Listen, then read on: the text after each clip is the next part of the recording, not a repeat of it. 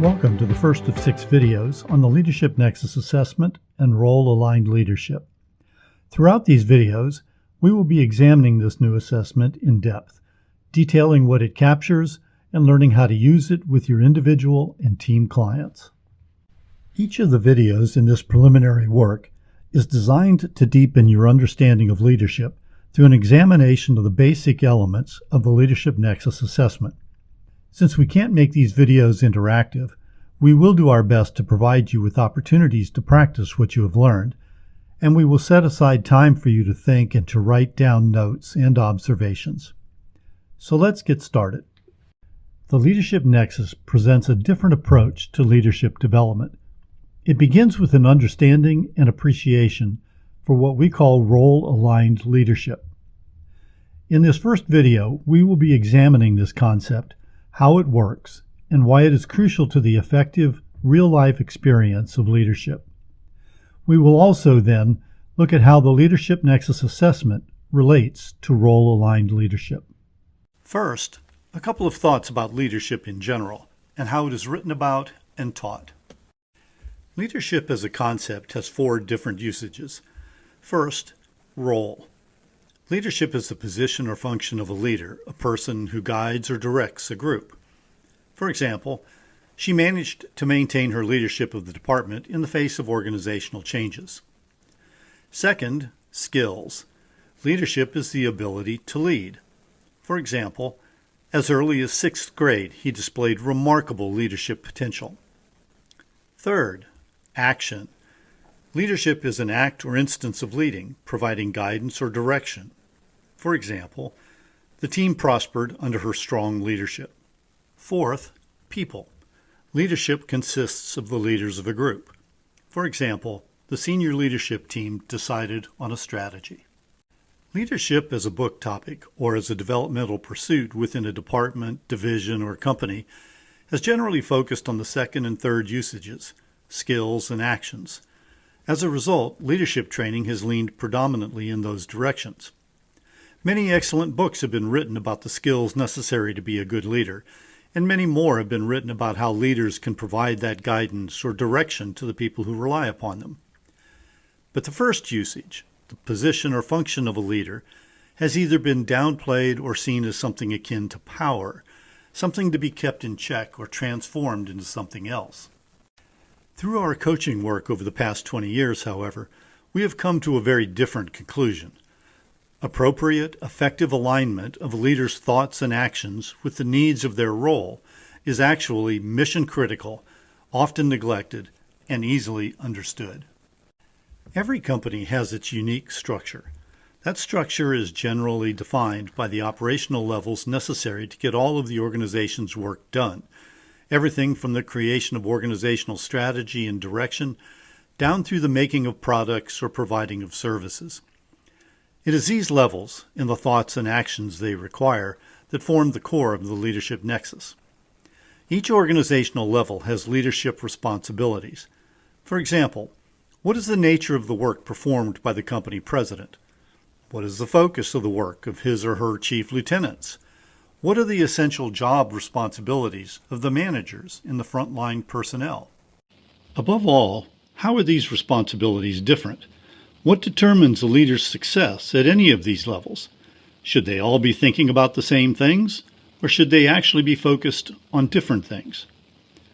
Looking at the thoughts and actions of leaders at these levels, and where these thoughts and actions intersect, the nexus point, provides a unique way of understanding why leaders at each level within an institution must function differently if they are to succeed. This is where the Leadership Nexus comes into play. The Leadership Nexus Assessment is based upon 4 basic principles. First, effective leaders use their minds differently as they grow in experience and insight. They develop a more sophisticated ability to use logic and reason, as well as their emotions, to consider possible reactions to difficult situations. They use their accumulated wisdom to make decisions that will help them, their team members, and their organizations create successful solutions for complex problems. Second, effective leaders learn how to act in a way that is aligned with their thoughts and decisions. They formulate visions of where they want to go, and then they expend the proper amount of energy to get there. Third, effective leaders think and act in ways that are aligned with the needs of the roles for which they are hired. Since each organizational level is different, the leadership needs must be different as well. Fourth, effective leaders recognize leadership opportunities when they appear. We call these opportunities leadership moments. An outstanding leader knows how to spot them and how to act on them effectively. So, in summary, outstanding leaders make decisions with an effective internal thought process that uses their own unique combination of reason and emotion. They align their actions with these decisions in ways that are reflective of the needs of the level for which they are responsible. And they are always on the lookout for opportunities to continue their growth. The Leadership Nexus is a unique way of looking at how two essential elements of leadership, thought and action, align. Thought time is the terminology used to describe the thinking that goes into the things that are most important to successful decision-making. Too much thought time on the wrong things makes effective decision-making extremely difficult. Action time is the companion element that focuses on actions that need to be taken. Actions that are focused on the most effective use of time, energy, and position are crucial to success. Action time measures what the leader spends time doing throughout the workday. Working on the right things is productive and leads us to feel at the end of the day that our time has been well used. Working on things that direct reports should be doing or on things that are no longer our true responsibility can lead us to wonder what we have actually accomplished. The overall objective of the Leadership Nexus is to provide leaders with the opportunity to learn more about both their thoughts and their actions, and to see how effectively these thoughts and actions align with each other. Thought time and action time alignment is represented by the 5 levels found on the chart below. The 5 levels are transactional, managerial, tactical, strategic, and transformational. Each level is important and has its own roles, characteristics, functions, and risks. Level 1 transactional leadership is where the most basic work gets done. Workers at this level perform concrete, routine, daily assigned tasks, generally the most hands-on work in the organization. They frequently manage day-to-day activities and deal with emergencies as they arise. Leadership at this level is often supervisory and sometimes informal. But transactional leaders step up as the need arises, lead through a particular situation, and then return to the work at hand. Examples of transactional leaders are easy to see. They are the individuals who work on the front lines of any organization. They do their jobs every day, looking for new problems to solve to make their corner of the workplace a little bit better for themselves and their coworkers. They often lead on the front lines without recognizing how important they are.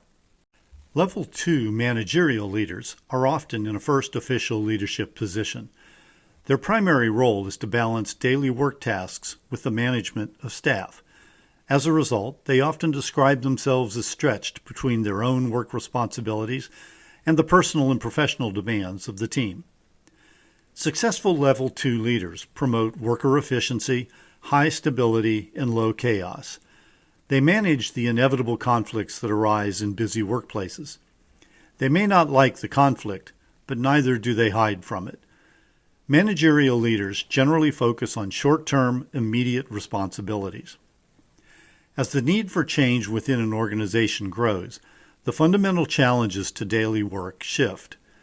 Consequently, managerial leaders often find themselves under increasing pressure to move faster and to do more with their teams, often with the same or fewer resources. Level 3 tactical leaders are responsible for larger groups of staff and the procedures that define their work.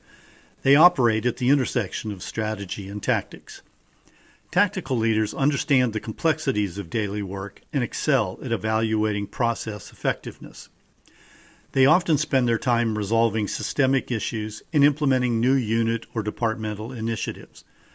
They know where energies need to be focused. Often associated with middle management, They function at the departmental level where both strategy and operations are daily realities. How do you define an effective Level 3 tactical leader? In large organizations, they will often make up the core group of mid-level management. These individuals are good at listening to what their bosses need and at understanding the strategic directions that are handed down to them. They may have a hand in developing some of that strategic vision or in articulating to the higher-ups how that vision may impact staff. Successful tactical leaders are equally good at communicating vision to their own teams. They inspire their managers and other team members to accomplish things they didn't know they were capable of doing. Even if they disagree with a strategic direction, they know how to get behind a decision and implement it with a minimum of disruption and a maximum of buy-in from staff. Level 4 strategic leaders create a vision for the organization along with an understanding of what the various teams will need to do in order to reach it. Level 4 leaders need a high tolerance for risk and change, and they spend quite a bit of time talking, meeting, and kicking things around before actually putting strategies into action. Successful strategic leaders have a comfort with and an ability to look into the future. Above all, they can articulate an overarching strategy and are able to inspire the confidence and enthusiasm necessary for the strategy to succeed. Although many leaders at this level do not begin with these abilities, they find that developing them is essential. Level 5 transformational leaders spend a great deal of time picturing how to change the very nature of an organization. They immerse themselves in their vision and work with those who are in the vanguard of those changes. Transformational leaders are highly energized, rarely take no for an answer, and are always looking for a better, more elegant solution. Level 5 leaders develop relationships across intellectual and organizational boundaries. They feed themselves with new insights, inventions, and initiatives. Cross-industry relationships stimulate the growth of a transformational leader and serve as early warning systems for their initiatives. Being a transformational leader also means being comfortable with risk-taking. Spectacular failures can sometimes be the result, but the drive to move toward a new future is more powerful than the risk of failure. The greatest vulnerability of a transformational leader is a failure of creativity. Failure of initiatives is fine, just change directions.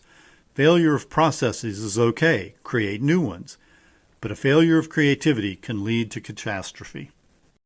There are two primary ways to use the Leadership Nexus assessment. First, it can be used to clarify the leadership demands at each level of an organization and to identify the corresponding skills necessary for leader success.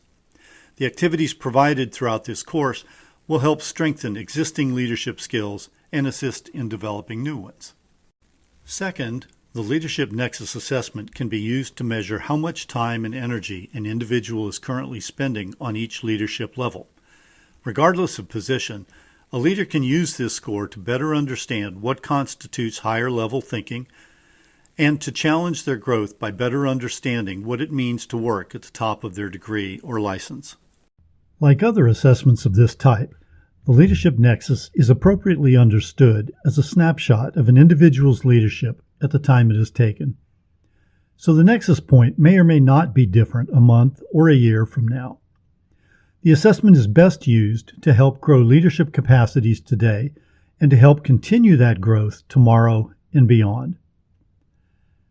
In our next video, we will dive into the full report booklet and begin our journey to better understand and utilize the Leadership Nexus in creating a stronger role-aligned set of leaders.